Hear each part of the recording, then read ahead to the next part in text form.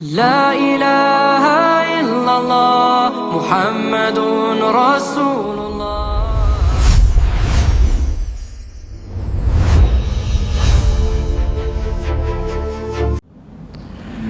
الحمد لله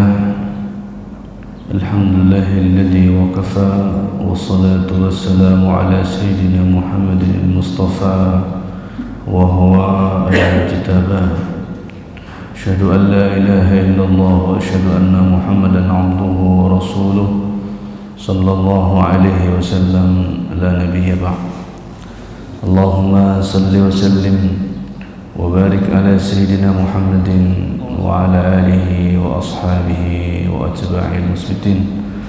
اللهم صل على الفاتح مفتاح الحجوب والكشوف والشهود وعلى آله وأصحابه أجمعين.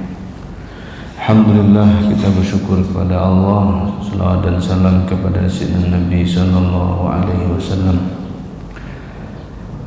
Mari sama-sama kita buka kajian kita pagi ini dengan baca suratul Fatihah kepada Sayyidina Nabi sallallahu alaihi wasallam wa Sayyidina al-Mahdi khalifatihi wa ikhwani minal anbiya wal mursalin wa sahabati ridwanullah alaihim wa awliyaillah fil alamin والملائكة المقربين ونخص خصوصا الشيخ العلامة سيد أحمد المرزوقي المالكي المكي وإلى روحنا وأنفسنا الفاتحة. بسم الله الرحمن الرحيم الحمد لله رب العالمين الرحمن الرحيم مالك يوم الدين إياك نعبد وإياك نستعين صراط المستقيم صراط الذين أنعمت عليهم غير المغضوب عليهم ولا الضالين.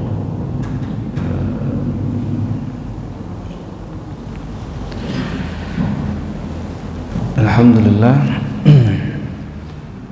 kita masih melanjutkan kajian Aqidatul Awam.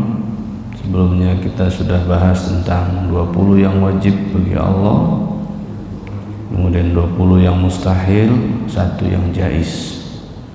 Sekarang kita masuk pada pasal yang kedua, Al-Faslu Tsani fil anbiya'i war rusul alaihim salatullah assalatu wassalam. Sekarang kita masuk pada pasal yang kedua. Ini miringnya ke sini. Ini mohon maaf ya. Bagusnya kan kita di depan ini. Baik. Pasal yang kedua ini tentang para nabi dan rasul, salawat dan salam kepada mereka. Ini bahagian dari akidah yang 50. Kemarin kita sudah masuk 41 ya. 41, 20 yang wajib pada Allah, 20 yang mustahil, 1 yang jaiz. Nah, sekarang kita masuk kepada sifat yang wajib bagi nabi dan rasul yang dikemas dengan ungkapan al-wajib fi haqqihim alaihim salatu wassalam, yang wajib pada haknya para nabi dan rasul.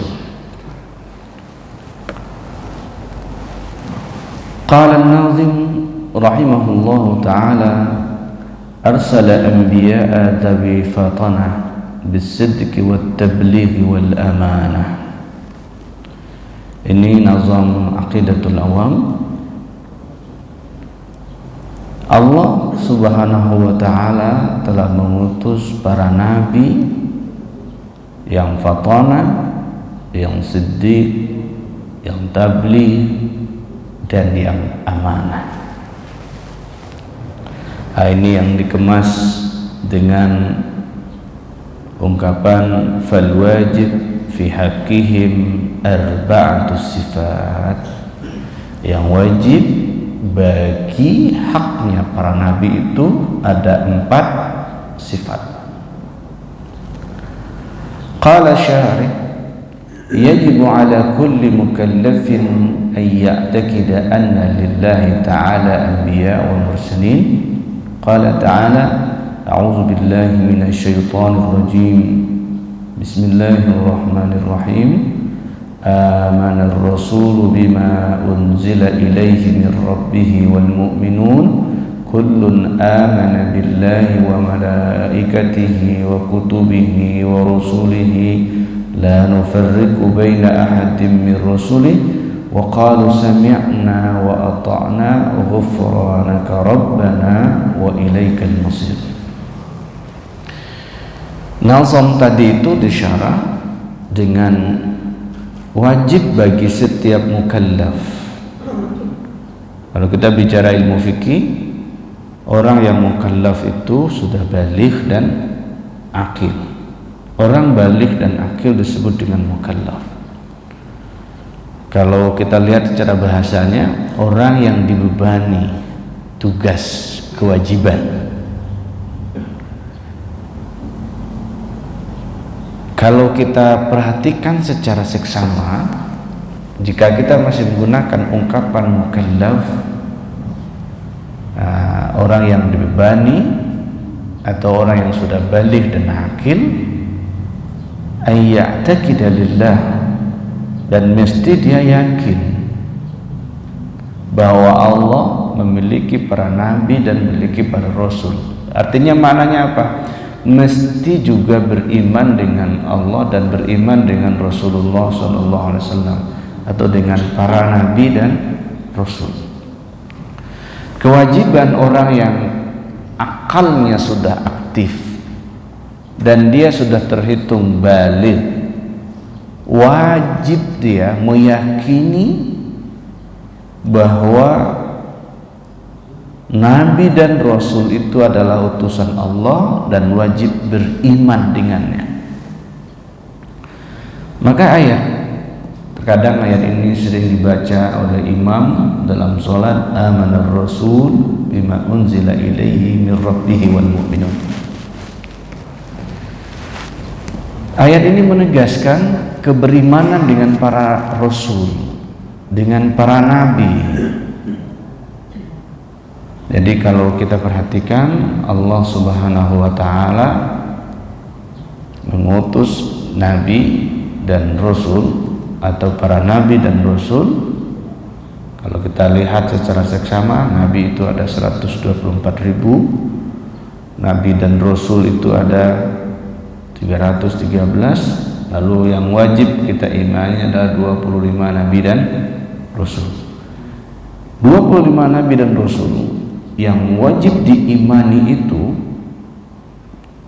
terkait atau include di dalamnya bima unzila ilaihi min rabbih, apa yang Allah turunkan kepada mereka, maka kita juga wajib beriman kepadanya. Maka kalau kita perhatikan rukun iman, ayat ini juga menerangkan itu sebetulnya. Kullun amana billahi wa malaikatihi wa kutubihi wa rusulihi. Beriman dengan Allah, dengan malaikat, dengan kitab-kitabnya, dan dengan rasul-rasulnya. Nah, di kalam rasulihi itu include di dalamnya apa yang Allah turunkan kepada para nabi dan rasul itu. Ada kitab yang diturunkan, ada dalam bentuk suhuf, ya, lembaran-lembaran seperti yang Allah turunkan kepada Nabi Adam, Nabi Ibrahim. Kemudian ada dalam bentuk kitab Taurat, Zabur, Injil, Al-Quran. Nah, itu semua wajib kita mengimaninya. Wa alaihi an ya'rifa ma yajibu fi haqqihim wa ma yastahillu wa ma yajuz. Oleh karena itu kita berkewajiban, atau orang-orang yang ayya'rifa itu ayya'taqida, atau kullu mukallifin, bagi setiap orang yang mukallaf,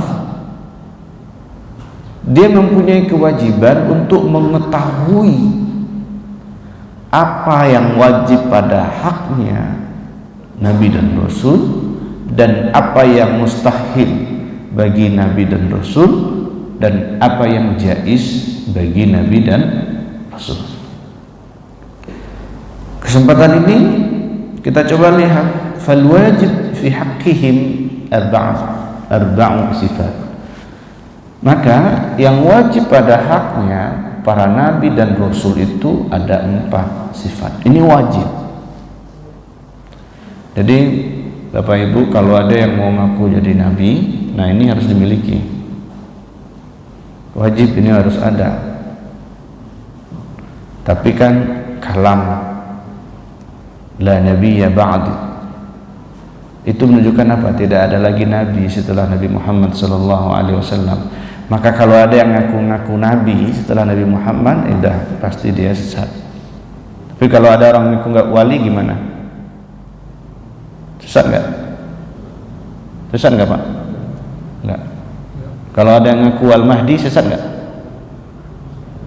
Hah? Iya. Apa dalilnya? Ngaku Al-Mahdi. Kalau ngaku-ngaku saja, itu persoalan Bapak percaya atau tidak saja itu. Mana tahu dia sedang jirim, ya kan? Tapi kalau ngaku nabi sudah pasti, itu tidak ada urusannya, sudah pasti. Karena tidak ada nabi setelahku. Tapi kalau ada orang ngaku Al-Mahdi, atau teman Bapak samping saya Al-Mahdi gitu, lalu dia sesat. Nah, artinya hati-hati juga kita bicarakan ini sesat atau tidak sesat. Nah, Al-Mahdi itu kan artinya orang diberi petunjuk. Ya mungkin saja dia dapat petunjuk. Tapi yang kalau dimaksud Al-Mahdi Al-Muntazar, entar dulu, kira-kira begitu. Kalau kita lihat artinya Al-Mahdi itu orang yang diberi petunjuk, maka semua orang yang dapat petunjuk dia disebut dengan Al-Mahdiyin, orang-orang yang dapat petunjuk. Oke, kita kembali ke sini. Kalau ngaku nabi sudah clear urusannya. Tidak ada nabi setelah Nabi Muhammad SAW. Ngaku wali boleh saja, karena itu urusan rohani masing-masing.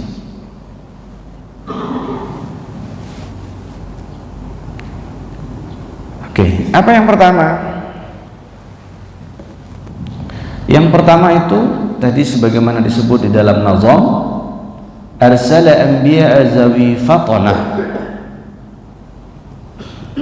Yang pertama adalah fatanah. Apa itu fatanah?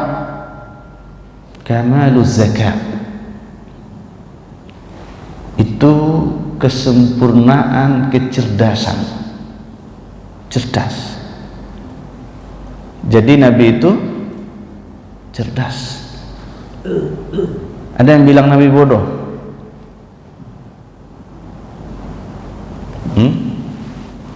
Nabi itu cerdas.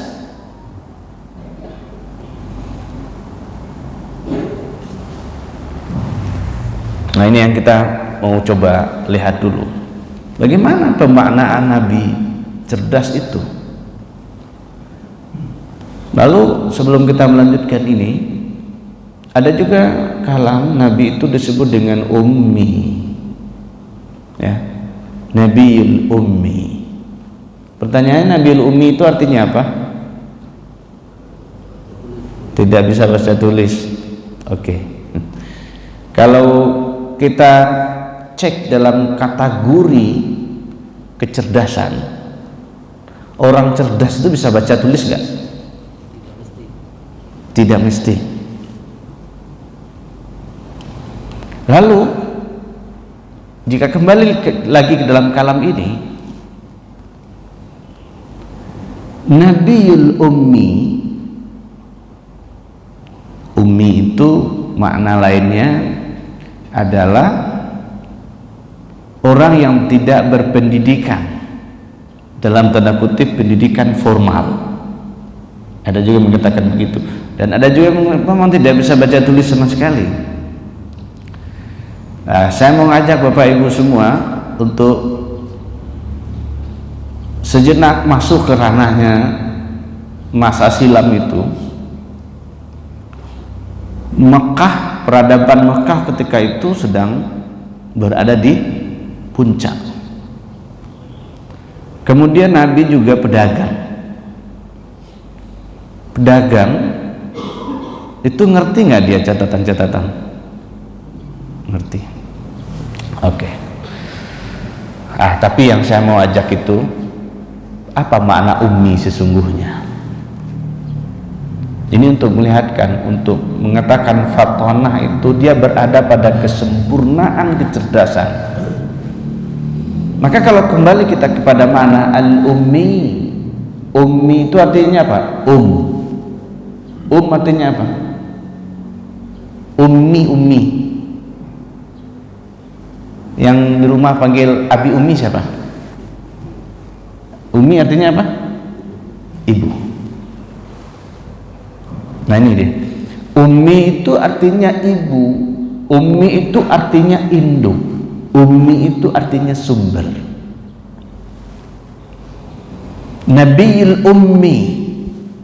Coba kita mau ajak lagi Bapak Ibu semua, 124.000 nabi, 313 rasul, 25 nabi dan rasul yang wajib kita imani. Kalam ummi disematkan kepada siapa? Hanya kepada Nabi Muhammad SAW. Tidak disematkan kalam ummi itu kepada nabi dan rasul yang lainnya. Itu maknanya apa? Maknanya dia adalah sumber. Dia adalah induk. Dia adalah induk, sumber. Kalau masuk kita dalam bab fatonah, maka dia adalah sumber kecerdasan. Itu dimaksud dengan kamal az-zakat atau az-zuka. Sempurna cerdasnya itu. Jadi kalam ummi itu tidak sembarangan. Jadi bukan seperti orang memahami sederhana itu tak bisa tulis baca, bukan itu. Tapi dia adalah induk, dia adalah sang sumber dari sang maha sumber. Karena segala sesuatu itu sejatinya bersumber dari dia. Bersumber dari dia. Kalau kita lihat misalnya hadis Jabir, sebagaimana dikutip oleh Al-Jili di dalam kitabnya, oleh Habib Ali Ahabsi di dalam kitabnya Sumdud Durar, hadis Jabir tentang siapakah yang pertama sekali diciptakan oleh Allah. Kata beliau apa? Nur Nabi Muhammad SAW. Wahuwa min nuri, dan semuanya itu nanti tercipta dari nurnya Sayyidina Nabi SAW. Maka ada diskusi, laulaka falulaka ya Muhammad lama khalaqtul aflaq, jika bukan karena engkau ya Muhammad aku tidak ciptakan alam semesta. Bahkan alam semesta itu bersumber dari dia. Makanya ada dalam salawat Kutubaniyah, Allahumma ya ahad salli ala Ahmad kutubil mawjudat, kutubi asma'i was sifat. Allahumma ya ahad salli ala Muhammad kutubil mawjudat wal mukawwanat. Kutub al mawjudat wal mukawwanat, dia itu poros penciptaan alam semesta. Dia itu sumber, berasal dari situ, dari sang sumber itu. Maka di sisi lain beliau mengatakan kuntu nabiyyan wa adam baina ma'utin. Aku sudah jadi nabi sementara Adam masih antara air dan tanah. Sumbernya dari dia juga. Dan itu juga lah makna Adam itu suratul Rahman. Suratul Rahman maknanya dari surah yang disebutkan Nabi sallallahu alaihi wasallam. Nah ini pertama, kita kembali ke sini. Maka disitulah kita harus memahami kesempurnaan kecerdasan atau kecerdasan yang sempurna.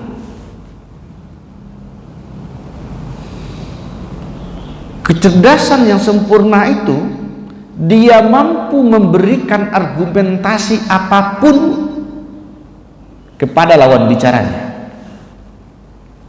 Maka Nabi itu kalau ditanya, tidak ada pertanyaan yang tidak bisa dijawab oleh Nabi.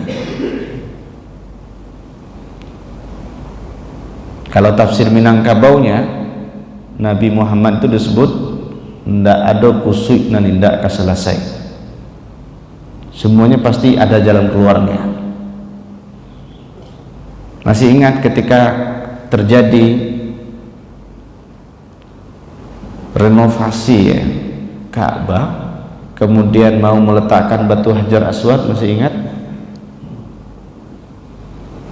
4 suku itu bertengkar siapa yang mau akan meletakkan batu Hajar Aswad di tempatnya, dan pertengkarannya tidak dapat solusi karena masing-masing by ego, masing-masing mengedepankan ananiyahnya, sehingga ujungnya sampai pada suatu kesepakatan, ya siapa yang paling dulu masuk ke Al-Haram, dialah nanti yang akan menaruh batu Hajar Aswad. Tiba-tiba yang datang pertama siapa? Nabi Muhammad SAW. Nabi Muhammad itu sudah digelari oleh orang-orang Makkah itu dengan Al-Amin, maka mereka percaya. Apa yang dilakukan oleh Sayyidina Nabi? Apakah dia langsung menaruh batu Hajar Aswad ke tempatnya? Tidak. Tapi yang dilakukan adalah bagaimana 4 suku ini berkolaborasi untuk menaruh ini batu Hajar Aswad ke tempatnya. Itu menandakan apa? Menandakan kecerdasan. Artinya tidak meninggikan satu dan tidak merendahkan yang lain, tapi semuanya bareng-bareng.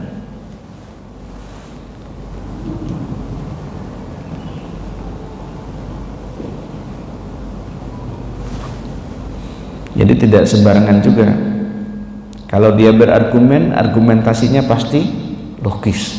Ini kalau orang mau bicara dalam konteks kelogisan, apalagi argumentasinya itu semuanya bersumber dari wahyu juga.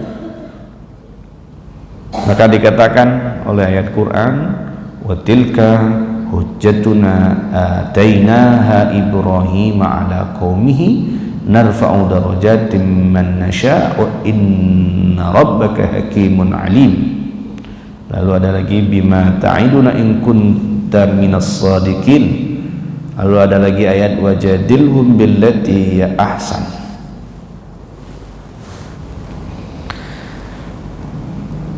Maka kembali kita kepada makna kecerdasan yang paripurna, yang semuanya bisa memberikan argumentasi.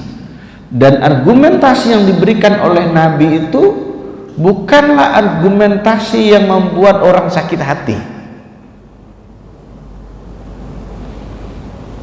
Kan ada orang kalau berdebat, diskusi itu kan ada nyelekit ya.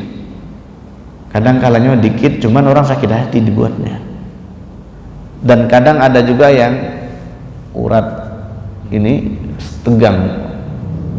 Kalau bahasa Minangnya, bahasa Tagang ngurek mariah gitu, bahasa Minangnya. Dia berdebat tidak mau kalah. Tapi gaya Nabi itu, kalau dia mau berdiskusi, wajadilhum billati ya ahsan, dia akan berargumentasi dengan argumentasi yang paling baik. Jadi tidak sembarangan. Kalamnya itu tidak kosong. Kalamnya itu bukan sembarang kalam. Kalamnya itu bukan asbun atau omon-omon. Udah jelas.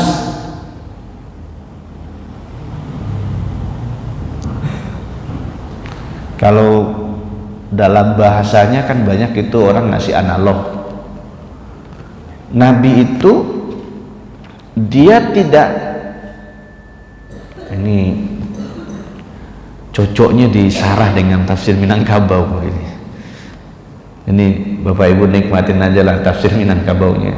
Tafsir Minangkabau itu kalau mau berdiskusi dengan orang, jangan, ini bahasa Indonesia ini nanti Pak Abu yang terjemahnya, jangan menyonsong air.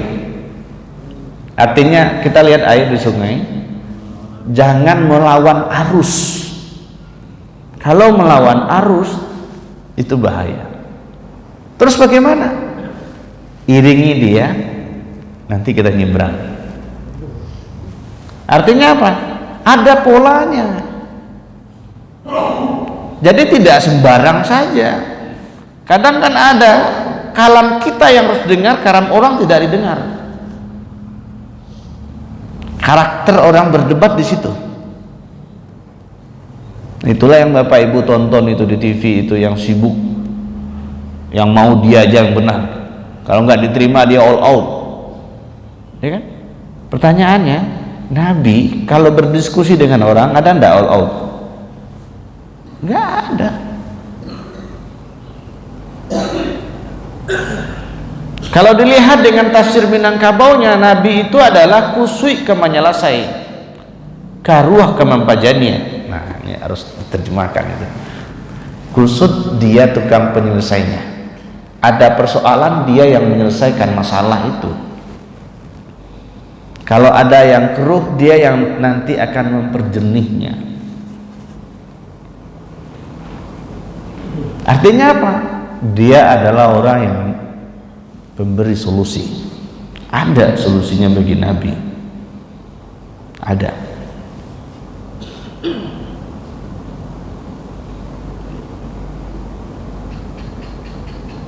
Oleh karenanya kita diperintahkan untuk mengikuti sang Nabi itu.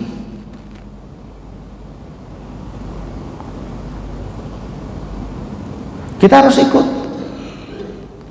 Yang kita harus ikut itu mana? Nabi itu cerdas.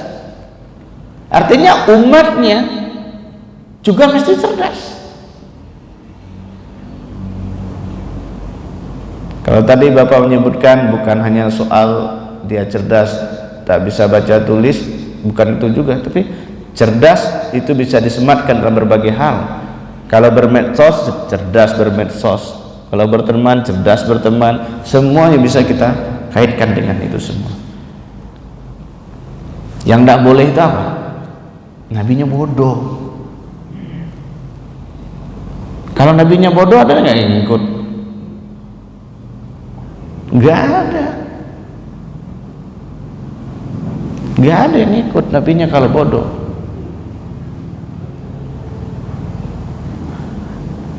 Nah, kembali sedikit kita bicara dalam konteks ummi tadi itu. Kenapa yang dikedepankan ummi, yang diterjemahkan tidak bisa baca tulis? Bukan itu maksudnya, tapi dia tidak menulis gitu.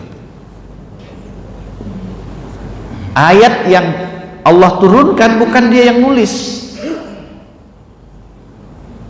Itu maksudnya apa?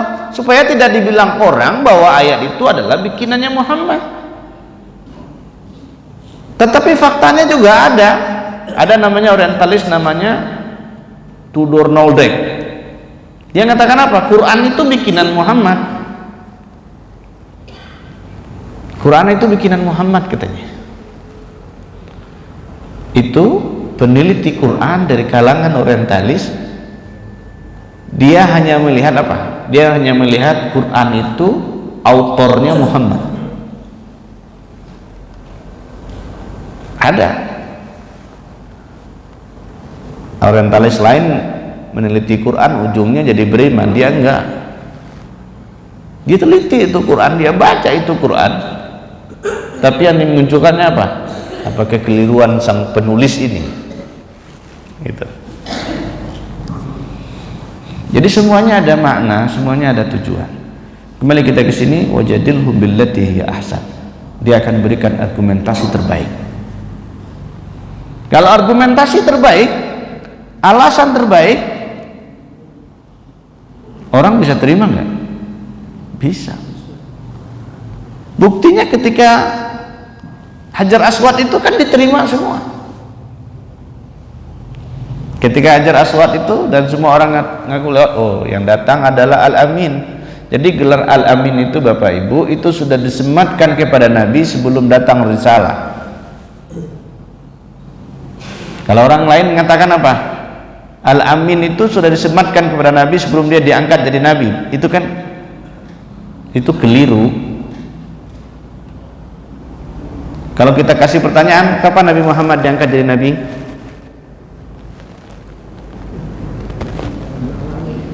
Hah?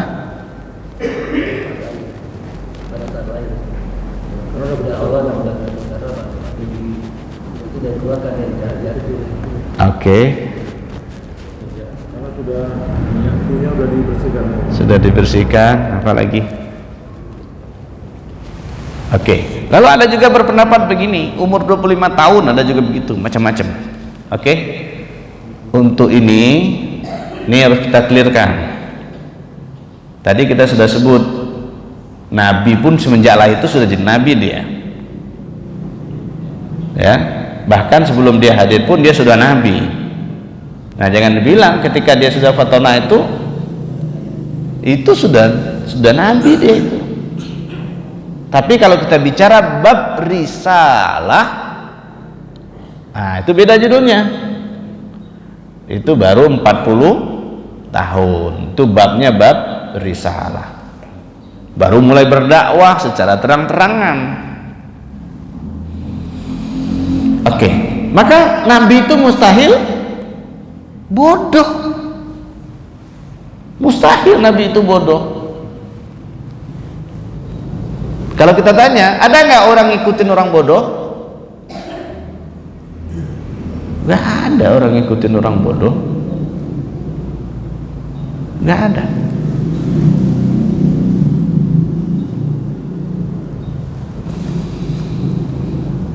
Itu yang pertama. Yang kedua, as-sidqu. Apa artinya siddiq? Siddiq artinya apa?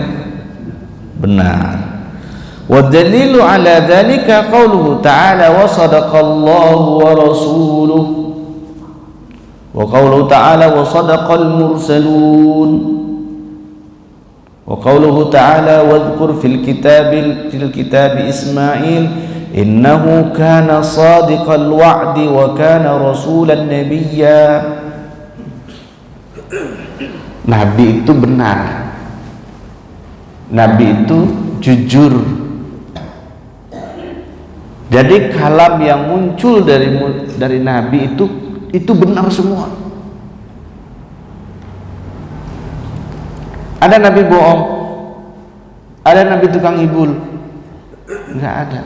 Ada kalam yang tidak benar, nggak ada. Kenapa?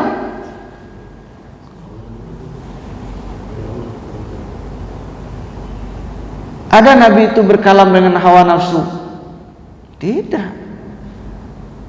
Wa ma yantiqu 'anil hawa in huwa illa wahyu yuha. Kalam Nabi itu juga wahyu. Wahyu sudah pasti benar belum? Benar. Nabi itu tidak pernah kalamnya menurunkan egonya, tidak berkalam dengan hawa nafsu, tapi kalamnya berdasarkan wahyu. Kalau kita bicara ulumul Quran, wahyu itu ada dua. Ada wahyu matlu dan ada wahyu ghairu matlu. Wahyu matlu itu Quran al-muta'abbad bitilawatihi, dan itu juga dibaca dalam sholat gitu. Wahyu ghairu matlu itu ada dua, hadis kursi dan hadis nabawi. Itu namanya wahyu ghairu matlu. Maka apapun yang dikalamkan oleh Nabi itu sudah pasti benar. Wa sadaqallahu wa rasuluh. Allah dan Rasulnya itu benar. Wa sadaqal mursalun. Para utusan Allah itu semuanya benar.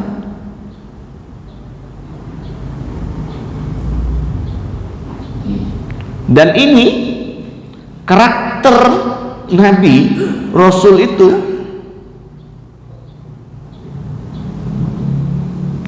semuanya membawa kebenaran. Mulai dari Nabi Adam sampai Nabi Muhammad SAW, kalamnya selalu benar dan yang dibawanya adalah kebenaran. Kebenaran dari Allah. Yang dibawanya adalah al-haq, al-haqqu min rabbik. Kebenaran itu datang dari Allah Subhanahu wa taala.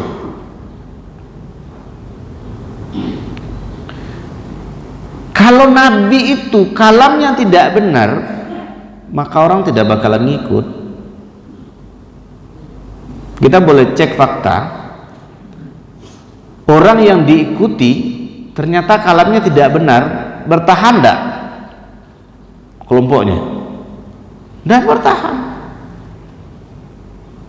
Dia merasa dicurangi atau dibohongi.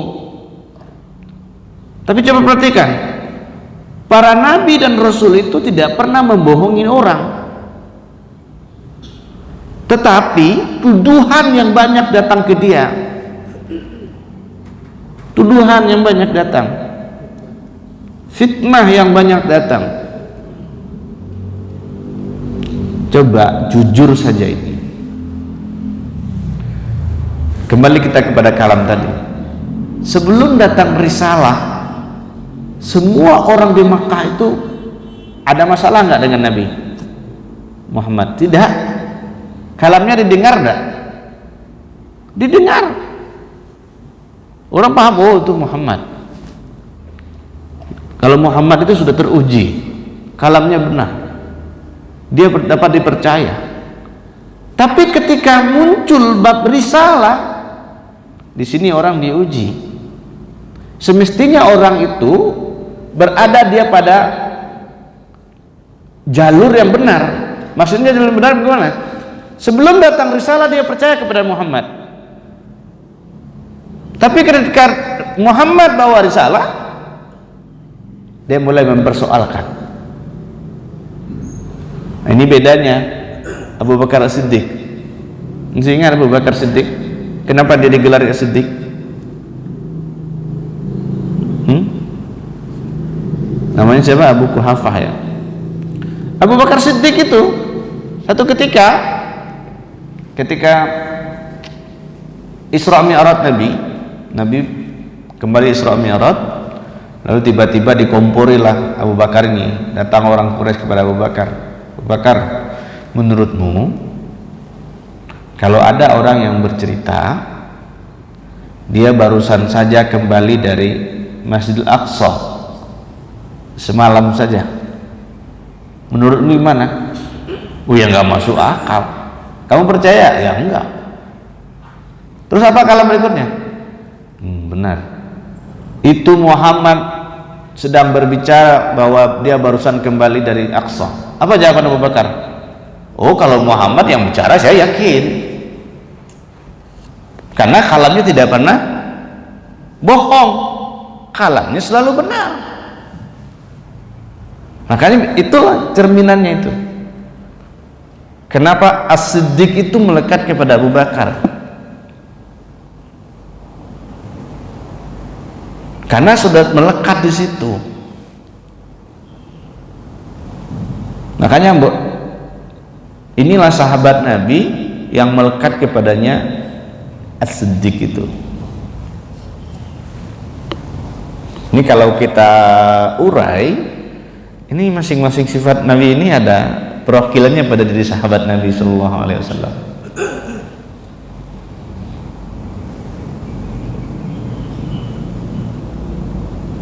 Nah, kembali lagi kita berikutnya.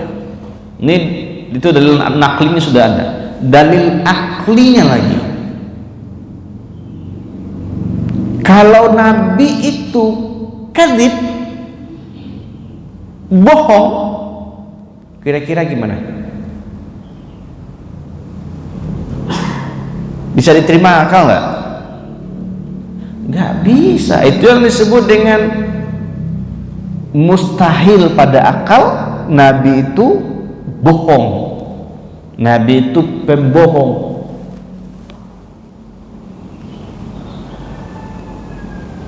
Maka lagu dangdut itu nggak cocok untuk Nabi. Kamu pembohong gitu ya, nggak cocok. Karena itu mustahil. Mustahil.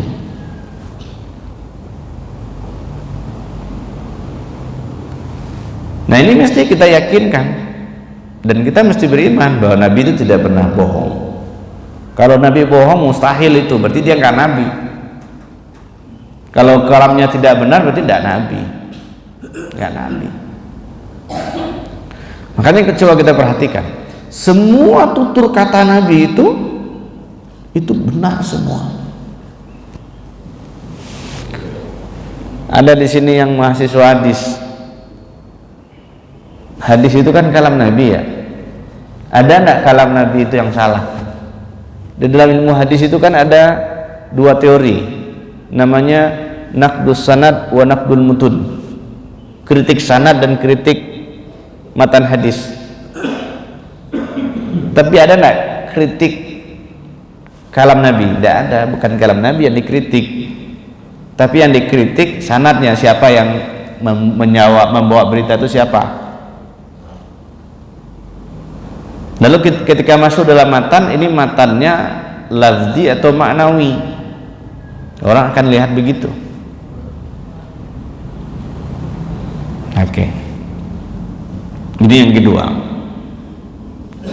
Yang ketiga,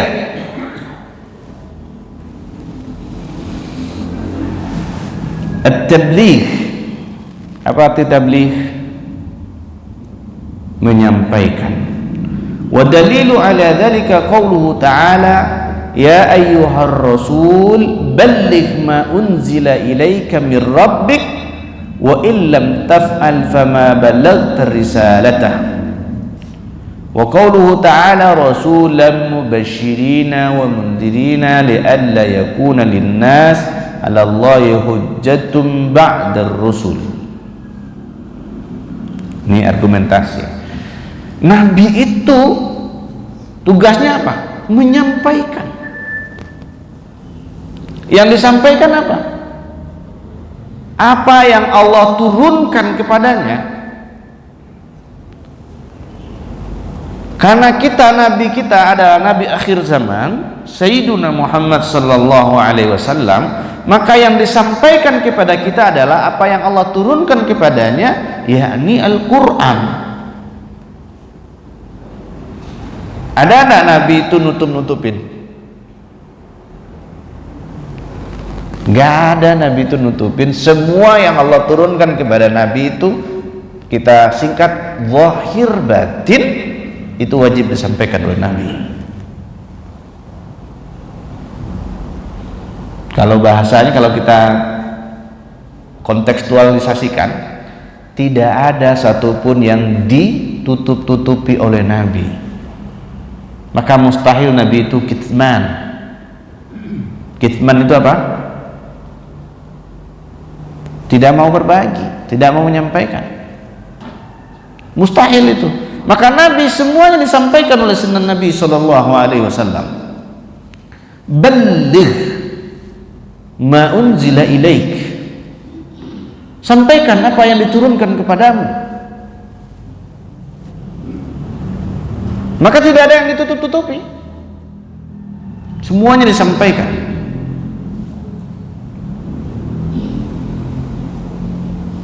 Soal petunjuk dan tidak dapat petunjuk itu soal lain. Nabi hanya disuruh untuk menyampaikan. Masih ingat ada salah satu asbabun nuzul tentang innaka la tahdi man ahbabta walakinnallaha yahdi man yasha. Ketika pamannya Abu Talib, ya, kemudian turun ayat itu, innaka la tahdi man ahbabta walakinnallaha yahdi man yasha. Urusan hidayah itu urusan Allah. Terus Nabi apa? Hanya menyampaikan. Nah begitu juga turunannya warasah para Nabi, itu tugasnya menyampaikan. Jadi tidak perlu emosi pula kita kalau orang nggak bisa terima, ya biarin aja, tugas kita sampaikan,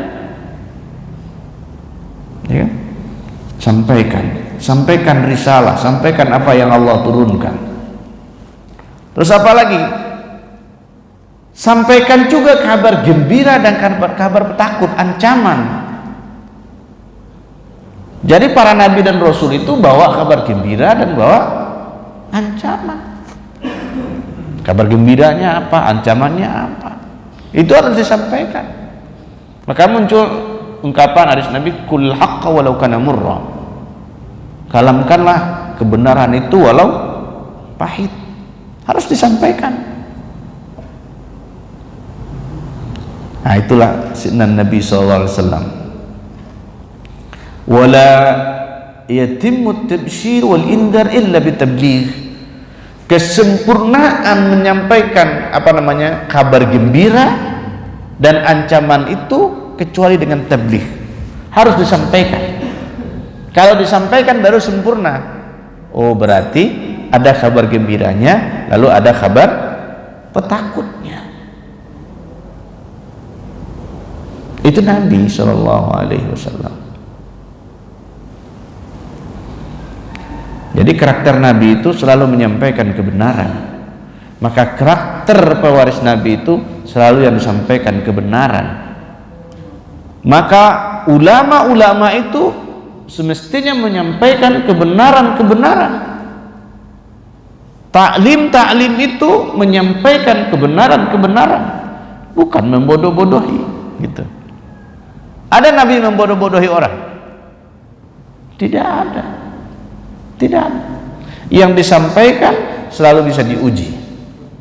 Yang disampaikan amar Allah, yang disampaikan wahyu Allah. Oke, itu tadi bunyi apa itu? Satu lagi. Kita persingkat saja. Yang keempat, al-amanah. Apa arti amanah? Orang yang dipercaya. Wa dalilu ala dzalika inni lakum rasulun amin. Itu yang tadi disebut dengan gelaran al-amin. Sesungguhnya bagi personality Nabi itu ada al-amin, dipercaya itu. Wa qaulu ta'ala innallaha la yuhibbul kha'inin. Mungkinkah Nabi itu khianat? Gak mungkin. Mustahil pada akal kalau Nabi itu khianat. Coba bayangkan, dia Nabi tapi khianat, kira-kira ada yang ikut nggak itu? Enggak. Ada dua ayat, satu menerangkan beliau amin, satu menerangkan innallaha la yuhibbul kha'inin. Allah tidak suka orang yang berkhianat. Kalau Nabi itu khianat, ya nggak mungkin Allah nggak suka. Ya kalau Allah nggak suka berarti dia nggak Nabi, kira-kira begitu. Karena Nabi itu kan kekasihnya Allah Subhanahu wa Ta'ala. Maka oleh karenanya kewajiban kita mengikuti Rasulullah SAW itu beriman kepada sidna Nabi SAW itu.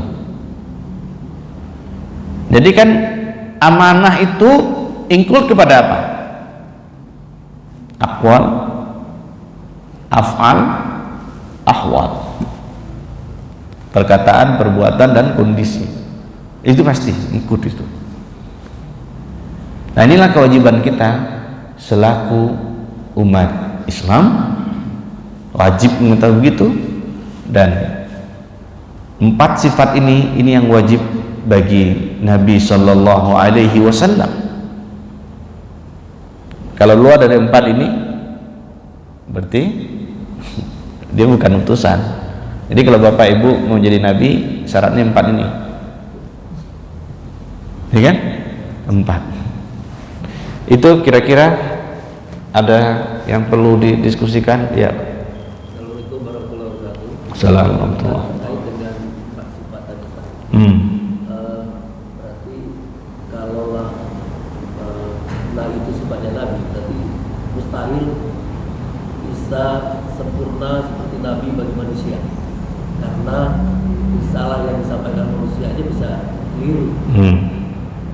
Bagaimana dengan pengakuan tadi wali kita? Apakah karena dia menyatakan dirinya wali, atau memang jamaah atau masyarakat atau komunitas yang mengangkat dia menjadi wali? Oke, ini pertanyaannya menarik. Assalamualaikum warahmatullahi wabarakatuh. Kita jawab dulu. Wali itu diangkat oleh siapa? Yang disampaikan oleh Bapak tadi, ada orang yang berpendapat begitu. Sebelum saya jawab itu, saya mau cerita dikit dulu. Dulu pernah ada kajian di satu tempat, lalu ngaji hikam. Ya, yang baca ini orangnya pintar-pintar, Pak, doktor, profesor. Tapinya tanda kutip. Lalu dia kalamkan apa? Wali itu adalah kesepakatan orang kalau dia wali. Sama yang tadi itu.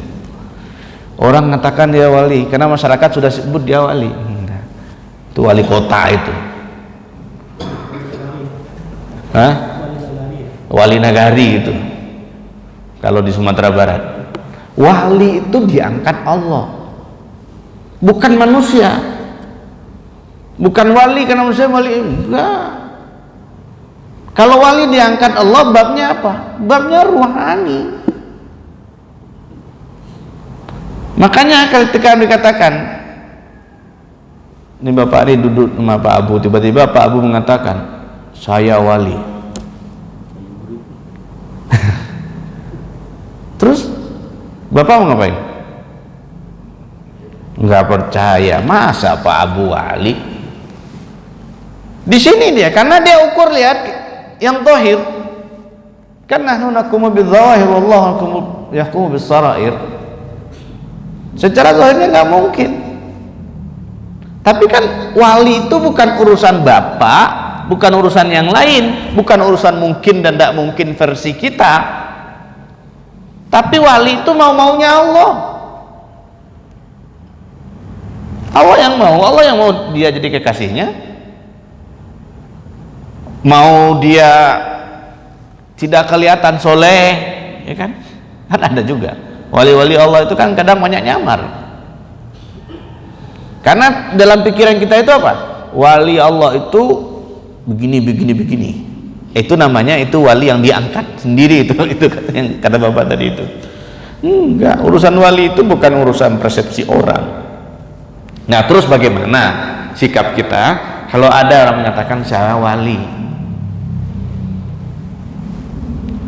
Yang pertama, kalau kita nggak ngerti ilmu kewalian, diam. Kenapa? Kalau benar dia wali, kita tidak percaya, kita maki-maki, endingnya apa? Man adza waliyan faqad azantu bil haram. Siapa yang menyakiti waliku, aku umumkan perang kepadanya. Oh, bahaya urusannya.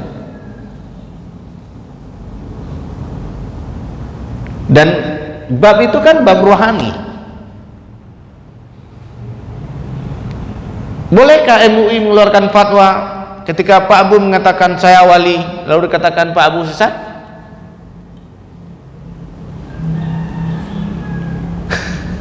Enggak, ini soal kalau Pak Abu dia bilang dia wali lalu Bapak Anda percaya, udah cukup nggak percaya saja. Nggak perlu pula dikeluarkan fatwa Pak Abu sesat gitu kan. Nah, jadi ini satu hal, selama seseorang itu tidak mengatakan dirinya nabi, kita ya kalau setuju, percaya atau tidak itu kembali ke kita. Makanya hati-hati bab kewalian ini, karena bagi kita kan bab wali itu yang dia bisa terbang, lalu dia bisa jalan di air kan, atau toyul ar, melipat bumi, atau bahasa lainnya ada keramat-keramatnya. Itu yang ada dalam pikiran kita, padahal tidak begitu. Kekasih Allah itu, kita kasih indikator sederhana, kekasih Allah itu kalbunya selalu terhubung kepada Allah. Kalau dibelah itu kalbunya, dadanya isinya itu kalam Allah aja, Allah. Macam-macam. Jadi kalau hanya pengakuan saja begitu. Tapi kalau sudah nabi kan sudah jelas dulu nabi ya ba'di. Hatta mengatakan al-mahdi pun ada. Nah, kalau kembali kita kepada kalam al-mahdi, artinya orang yang diberi petunjuk, dan orang-orang yang disebut dengan al-mahdiyin, Nah, di sini kita mesti hati-hati juga. Ya kalau nggak percaya nggak apa-apa. Karena kan banyak kan Mahdi. Banyak kan Pak? Ada di Pakistan. Siapa? Muhammad Qasim kan? Itu sudah banyak bayat-bayatnya juga. Lalu ada yang dulu yang Ahmadiyah itu, dia sudah bayat-bayat juga banyak. Nah, terus bagaimana kita menyikapinya? Ya nanti begini, sebelum datang yang asli, yang KW itu banyak muncul. Sebelum Fajar Shadiq, Fajar Kazib dulu. Nah, kita hati-hati di situ. Maka untuk cek benar atau tidak, ya tanya ke kolbu. Tanya, dia akan tahu itu terkoneksi. Gitu Pak, kira-kira ya. Oke, masih ada lagi?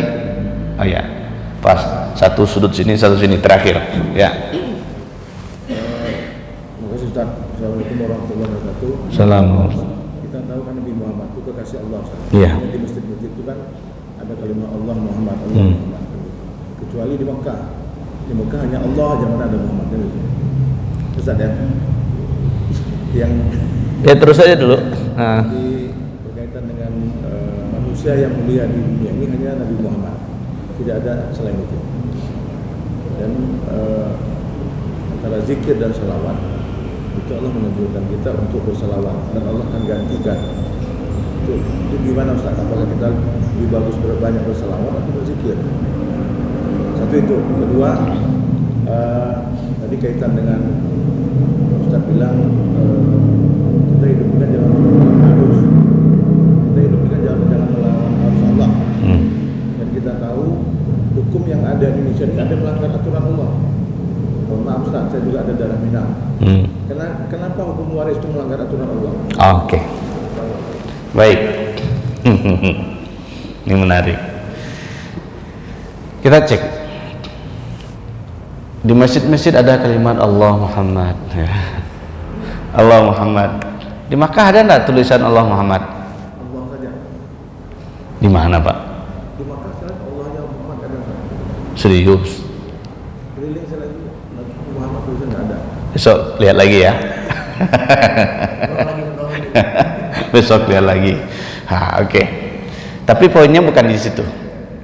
Poinnya adalah ada zikir, ada sholawat. Mana yang prioritas? Dua-duanya. Zikir dan sholawat. Ya. Lalu kenapa ada nama Allah dan Muhammad? Itulah bahagian dari makna kalam Allah, wa rafa'na laka dzikrak. Kami tinggikan penyebutanmu. Setiap kali nama Allah disebut, maka nama Muhammad ada di situ. Itu menandakan apa? Menandakan bahwa dia adalah kekasihnya Allah Subhanahu wa ta'ala. Jadi setiap zikir mesti ada salawat. Zikir ada salawat. Zikir itu akan membakar dosa, agak panas, ademkan dengan salawat. Begitu. Oke, itu sederhananya begitu. Lalu yang kedua, mesti ngikutin hukum Allah. Ya. Tadi Bapak nyinggung soal waris di Minangkabau. Nah, ini jangan salah kaprah. Di Minangkabau itu ada dua waris, ada pusako tinggi, ada pusako rendah. Kalau pusako rendah itu wajib ikutin aturan waris. Kalau pusako tinggi dia punya kaidah tersendiri. Dari mama turun ke kemenakan. Itu bukan harta pencarian orang tua. Yang waris itu yang mana? Harta pencarian orang tua kita. Itu yang diikuti alur hukum waris. Nah, itu bisa kembali lagi kepada seminar tentang kewarisannya 86 atau tahun berapa itu di Tanah Datar itu. Ada Buya Hamka di situ. Termasuk diskusi itu. Maka solusinya begitu. Jadi melihat waris di Minangkabau itu begitu. Tidak bisa dipaku rata semuanya, tidak. Karena yang mama turun ke kemenakan itu dia jalur jelas dari jalur ibu semua itu. Begitulah cara orang Minangkabau untuk menjamin kehidupan kemenakannya. Jadi tidak boleh ada orang di Minangkabau itu yang minta-minta. Dan itu juga spiritnya salah satu. Minangkabau itu dari dulu itu tidak pernah ada panti asuhan. Hadirnya panti asuhan di Minangkabau itu sebetulnya penghinaan untuk orang Minang. Jadi ngegas kan? Memang begitu. Karena dia punya tanggung jawab. Oke, kita kembali kita persingkat yang tadi bab waris. Bab waris itu ada ketentuannya. Kalau harta pusako randa di Minangkabau itulah harta pencarian ayah dan ibu. Yang diusahakan oleh ayah dan ibu itu wajib dibagi sesuai dengan aturan waris. Wajib itu. Tapi kalau harta pusako tinggi, ini sudah ada aturannya tersendiri. Oke. Tapi di Pariaman itu waris itu hanya berlaku untuk perempuan saja, Ustaz. Laki-laki nggak dapat. Ini kita tadi ini babnya adat. Pusako tinggi itu adat. Ia turunnya ke kemenakan, tapi kemenakan itu yang prioritasnya yang mana? Prioritas itu perempuan. Kenapa perempuan? Nyo tampe ka minta makan, lita pari minta makan kian. Oh, jadi bahasa Minang, maaf ya. Orang Minang itu kalau dia laki-laki, dia pasti prioritasnya perempuan. Makanya di Minang tuh tidak ada kamar untuk laki-laki, nggak ada, Pak. Kamar itu hanya untuk perempuan. Oh, itu panjang lagi ceritanya. Nah, panjang ceritanya. Oke, kita kembali ke sini. Kita kembali ke sini.